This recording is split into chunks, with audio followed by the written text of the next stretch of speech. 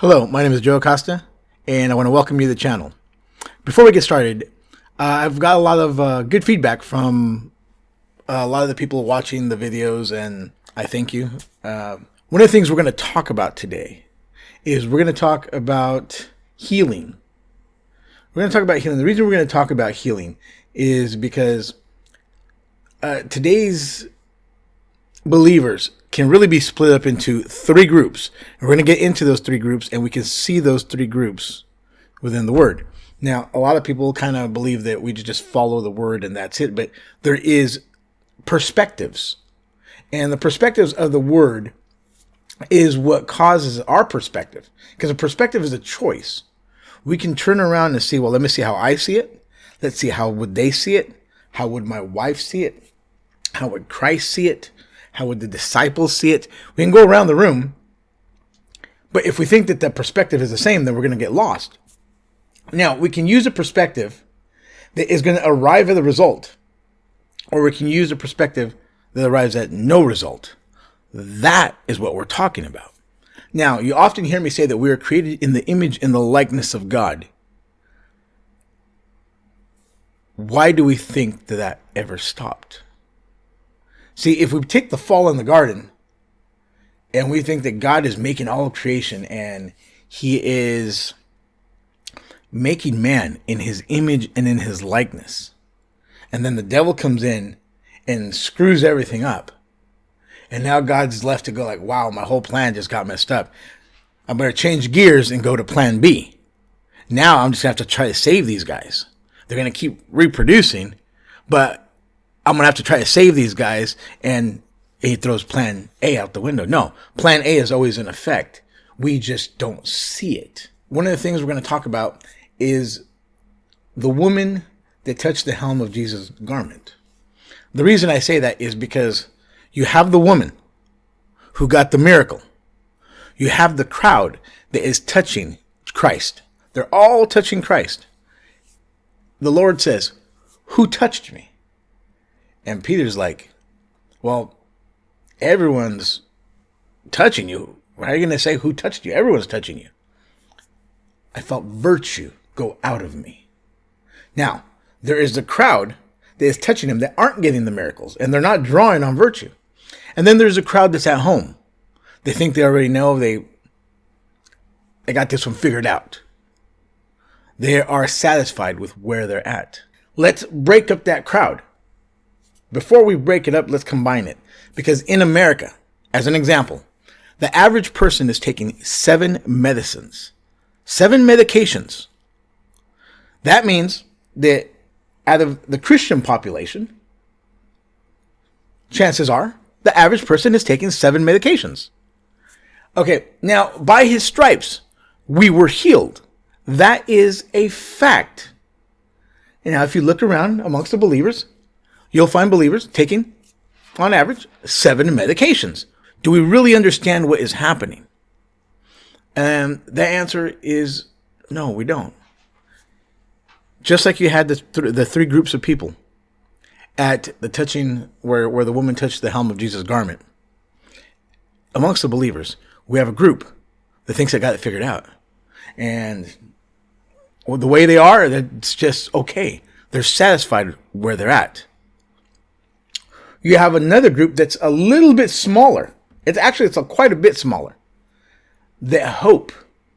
And they're reaching and they're touching and they're reaching and they're trying to touch Christ. They're trying to break through the crowd.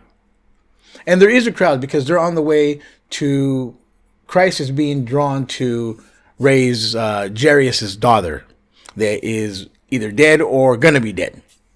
And so Christ is being encompassed around by the disciples and then probably Jairus' men, and they're going for it, and then you have a crowd around that. So the woman that's touching the hem of Jesus' garment is having to fight through quite a bit of a crowd. The other group of believers is very small. It's less than 1%. In reality, it's less than 1%. On average, the amount of people that can understand and grasp what I am saying and grasp this information is usually about 3%, really about 2.5%. But even by the display of the woman that touched the hem of Christ's garment and got that miracle, we're talking about less than 1%. Because there's at least 100 people around him. And there's a crowd. And there's always crowds following him, right? At one point, we had over 5,000 he fed with fish and loaves. That's what we're talking about. We're talking about that one. The other crowd of people that are staying at home and they've got this figured out and they're good with whatever's in their head and they're good taking the 7 medications, they're okay. There's another group that's not okay taking 7 medications and they're out there trying to touch Christ. But they don't know. They haven't figured out what's going on and why they don't get it.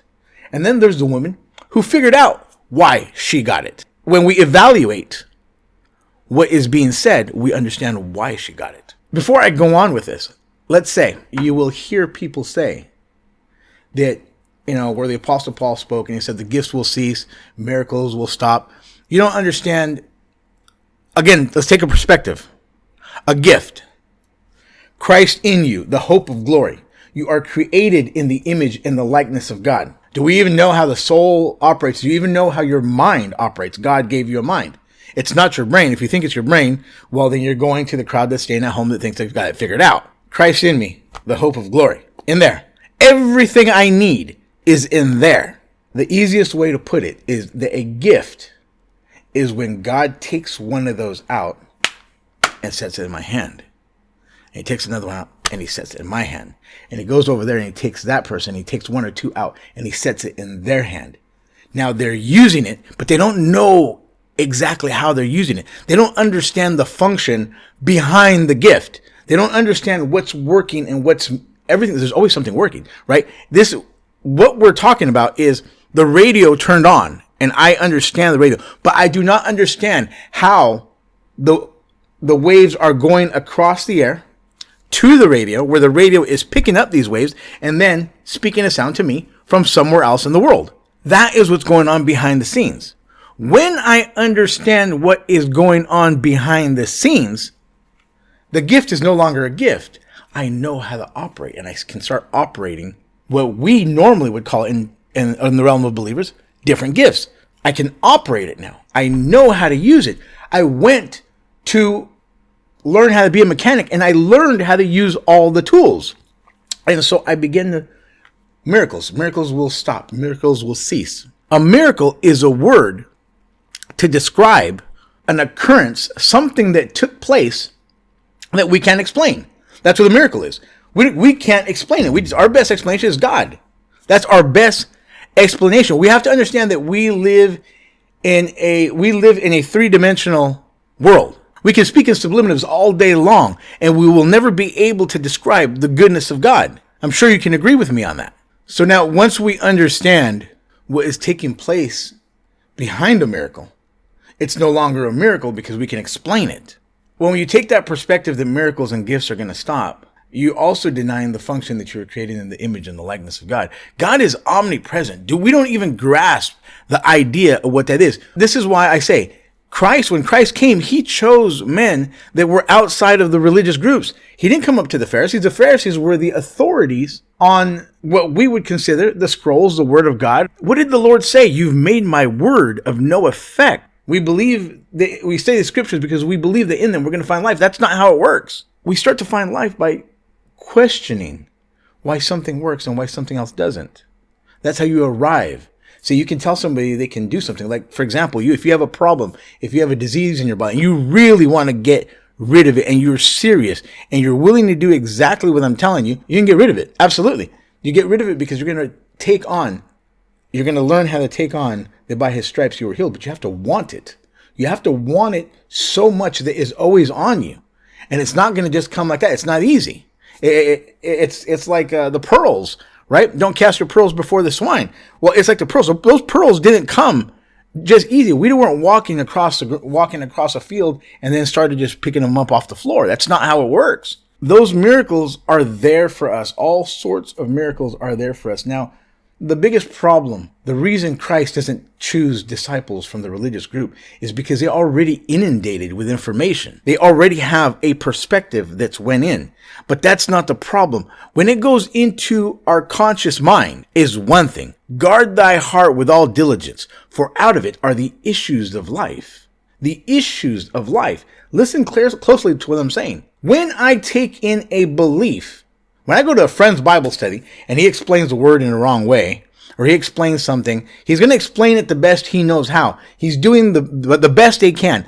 All these people that they comment on my videos or are trying to express what they know, they're giving the best that they know. When Christ came, he was giving them a truth. Verily, verily, right? I tell you the truth. The Pharisees and a lot of the crowd that picked up stones to stone him were listening, and what they had inside their heart did not correlate with what he was saying. And so they saw him as some form of blasphemer, that he was lying, that maybe he was possessed with demons. Is it true that you have a demon?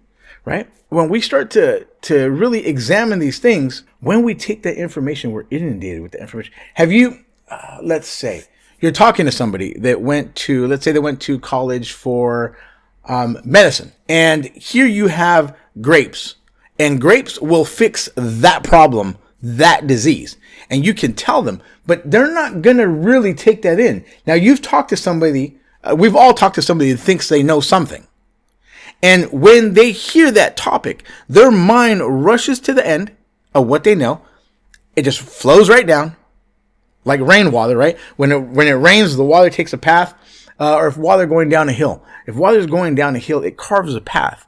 And it continues to flow down that path. And it continues. And years later, the path is there. A stream's dried up. But when the water comes, it flows back down. Well, we have cut a path that bypasses our consciousness, goes right into what we know, and we ignore everything from that point. If we do listen, we're listening to see if it fits with what we know. But what we know inhibits us from receiving the fact that by his stripes you were healed. This is why Christ picks disciples outside of the religious group. They're not filled with something that is going to contradict. They're not mixing wines. They don't have a wine. Now, understand this. Here's a good example. Bruce Lee would have sometimes students come up to him and say, Master, teach me. And he says, well, okay, let's see what you got. And he'd go over there and he'd watch them in the dojo, and there they are practicing their moves and this, and I said, okay. He comes back and he sits at a table and he puts a glass of Coca-Cola in front of them, and it's full to the top. And he puts a glass of water in front of him. And he says, that's you, and this is me. I cannot give you what I have with your cup already full. Now, if you empty it out, then we can see about giving you something that I have. Now, a lot of people think that we're discussing things at the table, or I'm discussing things, because that's what they know. They sit at the table, they discuss something, they agree upon it, or they disagree upon it, and then they move on. The word of no effect, right? Now, I'm not in that boat. I'm in the boat of the woman that touched the hem of Christ's garment. This was like, look, we can cure cancer like a common cold. You may not be able to with what you believe, with your perspective that you've taken on. You can't do it. This is the sad part. I have been able to help an atheist understand and receive the fact that by his stripes they were healed. Now, they have to be broken, because normal atheist is going to be, right? He's in rejection.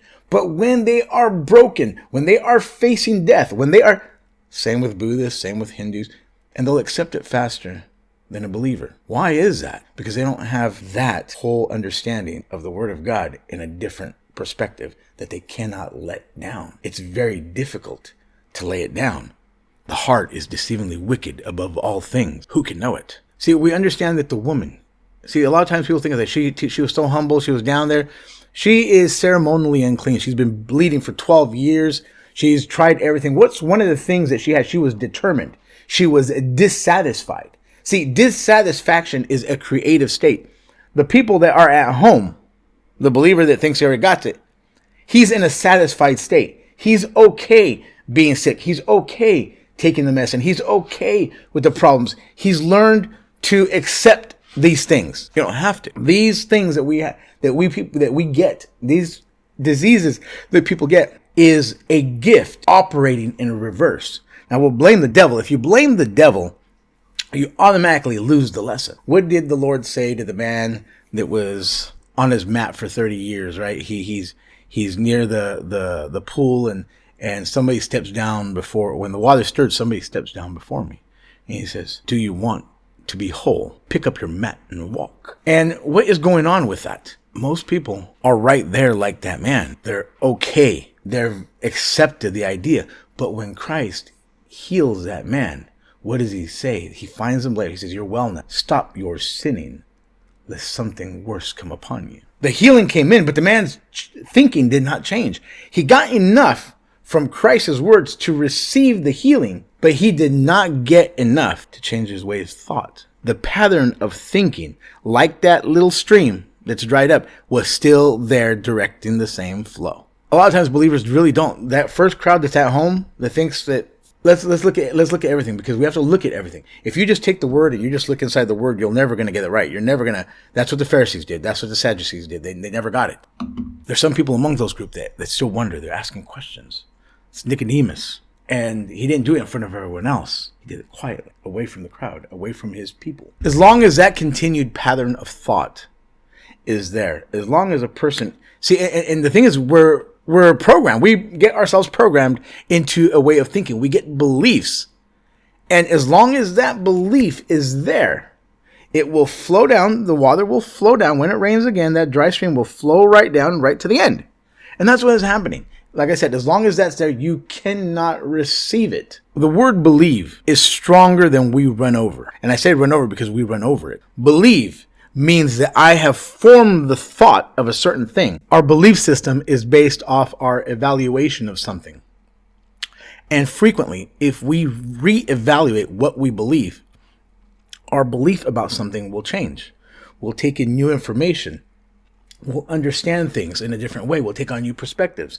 We will, wait a minute, I didn't see that way before. When I was in first grade, I understood some things a certain way. And when I was in seventh grade, I understood them a lot better. And when I graduated, I understood them even more.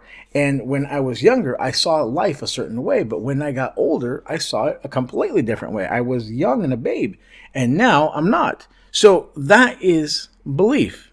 And we have to take it in order for it to move into a place with us that affects the outcome and the outside of our lives. Everything around you, you have to understand this. Let's take like I said, science and the word are saying exactly the same thing. If you can't see that, then you've already missed the perspective. God's fingerprints is all over creation. And when we start breaking down into the creation of something and the fundamentals of how something works, we start to see why things work, how they work, and how they're created.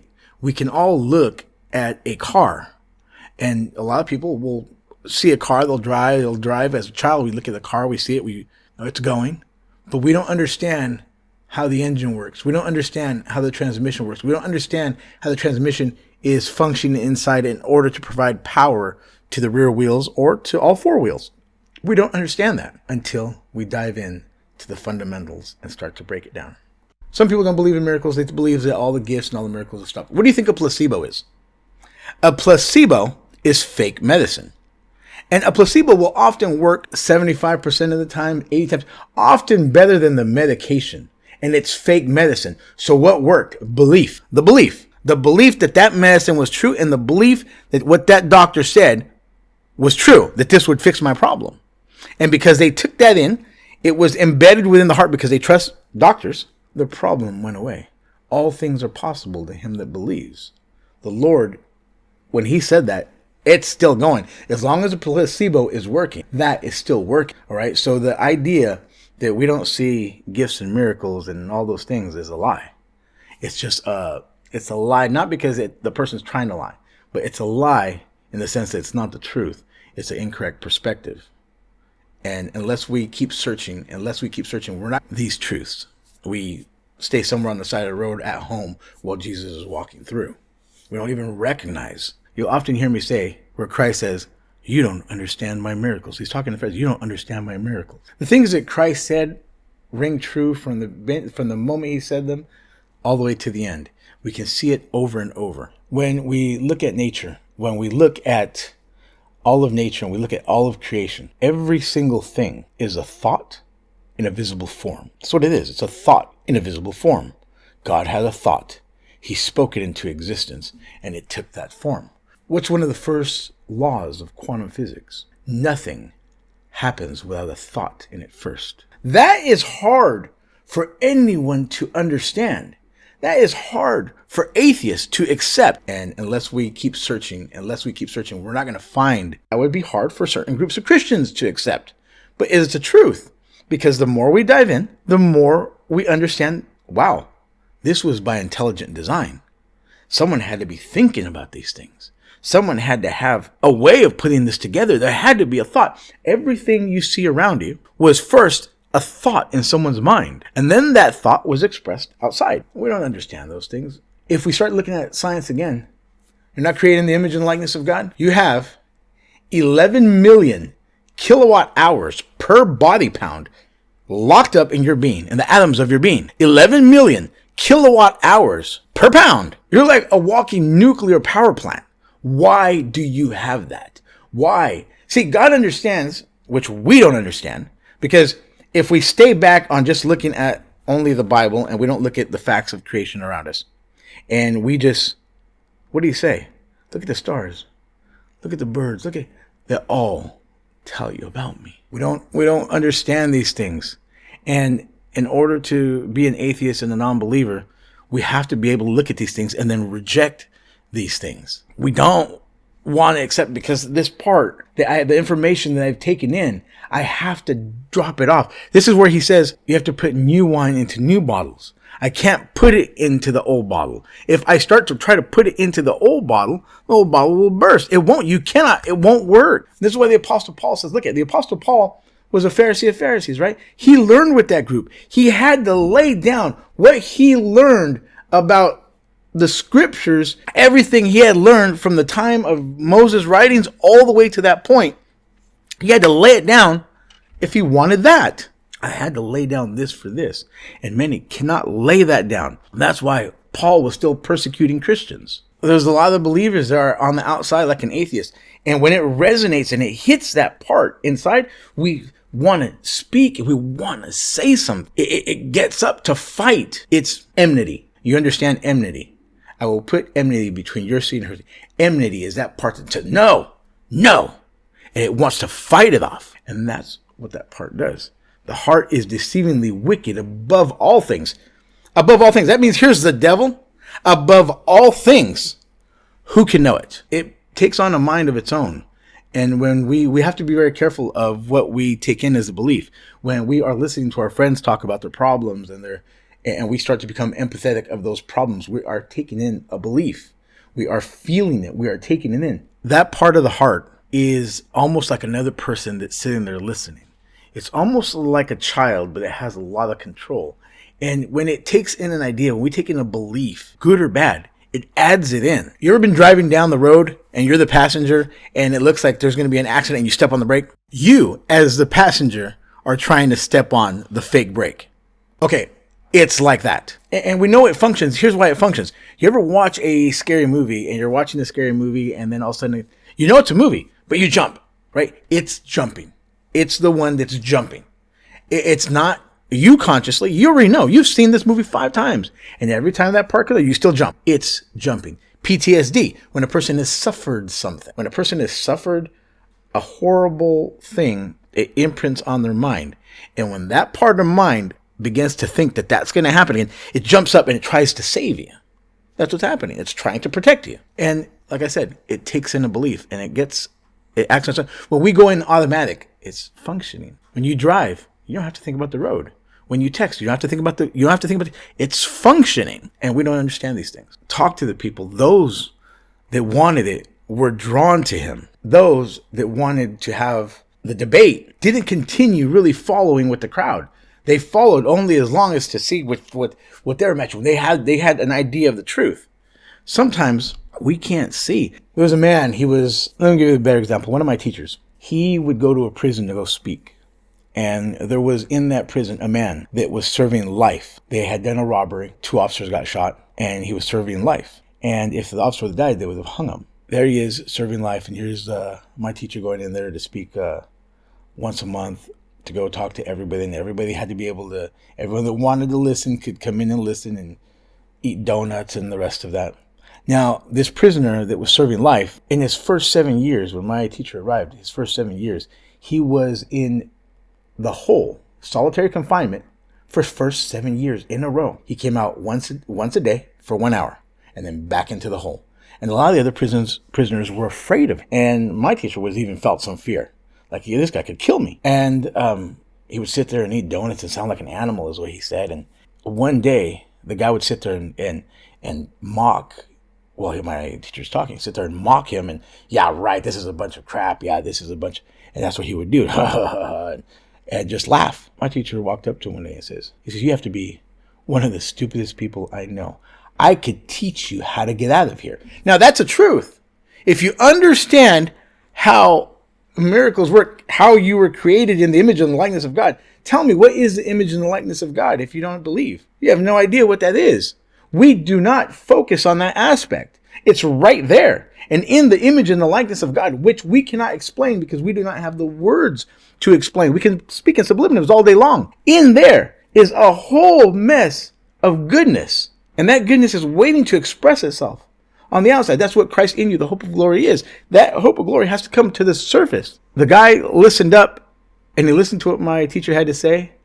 And on the next meeting, he was right up front and center, listening to everything that was being said. Within a short time, they released him. They released this prisoner that was serving life. They released him.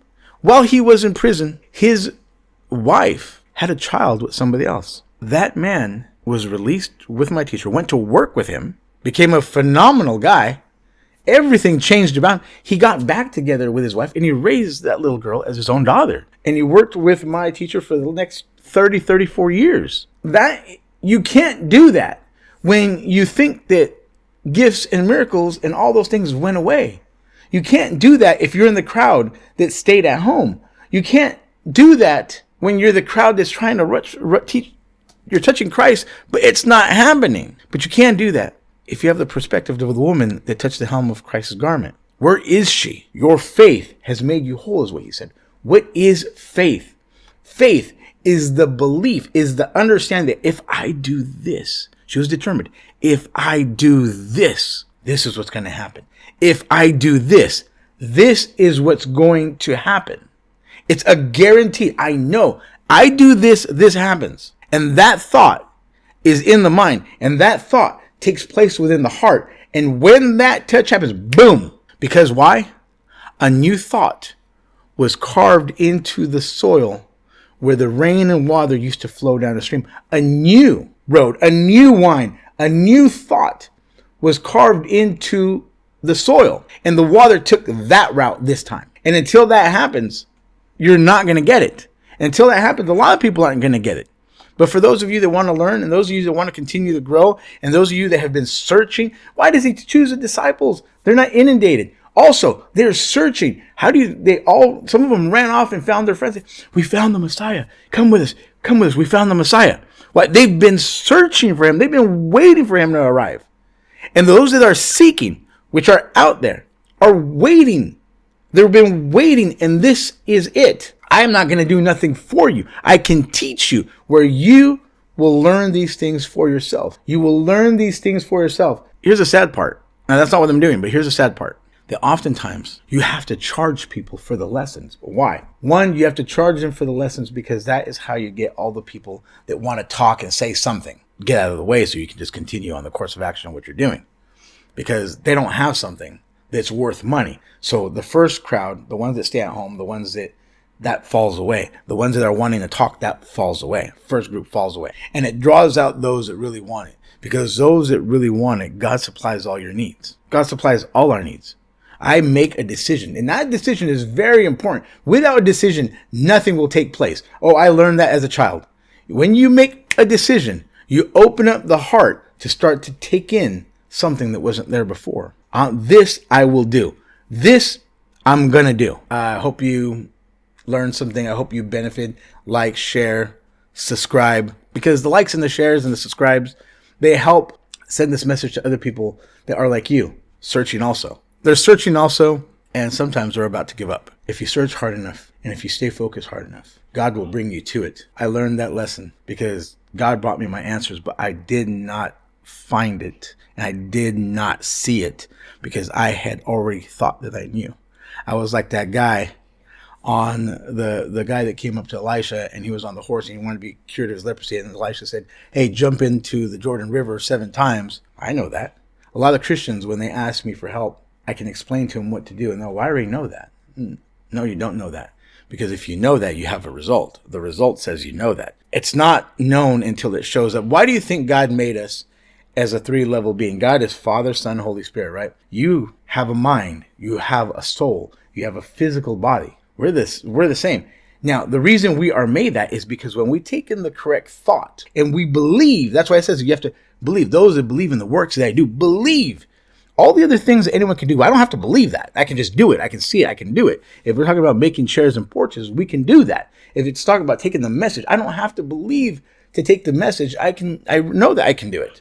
If Christ walked around for 3 years giving a message, and I walk around for the rest of my life, and I live longer than 3 years, I can probably reach more people. But I have to believe in order. Why did Christ turn water into wine? So that they would believe on him. What was the image in his mind when he said, fill those 6 jars with water? And he stood there and he gave thanks. What did he give thanks for? For the image, the completed image already in his mind. When God gives you something, when he gives you a situation, he gives you the fulfillment, the ability to fulfill that situation. We do not direct the method of how something is going to happen. We don't. That's not our job. That's God. God does that. The Lord said, I work and my Father works also. My work is to know what can happen. My work is to know that this is how this part works. I know how my part works. I know my part. God does the rest. The method and how God's going to do whatever he's going to do, that's God's job. Anyways, God bless. Thank you. Amen.